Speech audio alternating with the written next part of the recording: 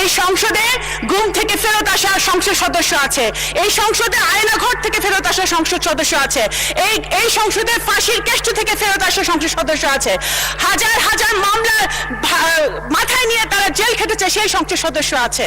আমাদের দেশের একটা দুর্ভাগ্য হলো আমরা দেখেছি রাজনৈতিক দলের নেতারা বা নেত্রীরা ইতিহাস লিখতে চায়।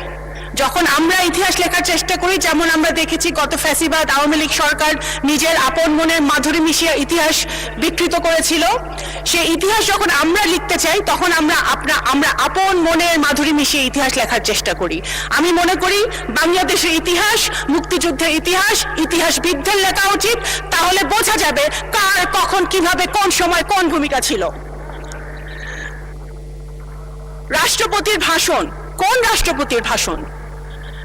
রাষ্ট্রপতি সেই রাষ্ট্রপতি যে রাষ্ট্রপতি আমাদের জুলাই যোদ্ধারা যারা শহীদ হয়েছেন, যাদের রক্ত দিয়েছেন 17 বছর ধরে, যে সকল বিএনপির নেতাকর্মীরা প্রাণ দিয়েছে, গুম হয়েছে, খুন হয়েছে, তাদের রক্তের বিনিময়ে আমরা যে 5ই আগস্ট পেয়েছিলাম, তারপরে যে ইন্টারিম সরকার এসেছিল ডক্টর ইউনূসের নেতৃত্বে, সেই সরকার যেই রাষ্ট্রপতি শপথ পড়িয়েছিলেন সেই রাষ্ট্রপতির ভাষণ, এবং সেই সরকারে আমাদের যারা এখানে সামনে বসে আছে আমার ছোট ভাইরা, তারাও ওই সরকারের সদস্য ছিলেন।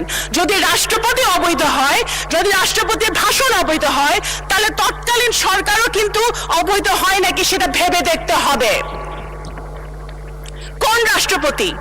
সেই রাষ্ট্রপতি যে রাষ্ট্রপতি এই মজলুম, আজকে আমাদের মাননীয় বিরোধী দলের নেতা উনি সবসময় একটি কথা বলেন যে এই সংসদ মজলুমদের সংসদ। সত্য কথা, 100% সত্য কথা। এই সংসদে গুম থেকে ফেরত আসা সংসদ সদস্য আছে, এই সংসদে আয়নাঘর থেকে ফেরত আসা সংসদ সদস্য আছে, এই সংসদে ফাঁসির কেষ্ট থেকে ফেরত আসা সংসদ সদস্য আছে, হাজার হাজার মামলা মাথায় নিয়ে তারা জেল খেটেছে সেই সংসদ সদস্য আছে। সুতরাং ইটস এ ইউনিক পার্লামেন্ট। অবশ্যই এই মজলুম কারা আমাদেরকে মজলুম বানিয়েছিল? গত ফ্যাসিবাদী সরকার যারা আমাদেরকে মজলুম বানিয়েছিল, সেই মজলুমের পার্লামেন্টে মজলুম দ্বারা নির্বাচিত রাষ্ট্রপতি এসে যখন ফ্যাসিবাদের বিরুদ্ধে কথা বলে, গুম খুনের বিরুদ্ধে কথা বলে, গণতন্ত্রের পক্ষে কথা বলে, শহীদ জিয়ার পক্ষে কথা বলে, বেগম খালেদা জিয়ার গুণগান গায়, বিএনপির গুণগান গায়, সেটা অবশ্যই আমাদের সার্থকতা। মাননীয় স্পিকার, এখন আপনারা বললেন ভাই, এখন বিএনপি এমন একটি রাজনৈতিক দল মাননীয় স্পিকার, যেই দলের উপরে বাংলাদেশের জনগণের আশা ভরসা। সুতরাং বিএনপিকে ক্রিটিসাইজ হবে সেটা আমরা জানি। বিএনপি এমন একটি দল যেই দলের নেতাকর্মীরা সেই দলের নেত্রীর মতো আপোষহীন হয়ে একদিনের জন্য আইডেন্টিটি গোপন করে রাজনীতি করে নাই।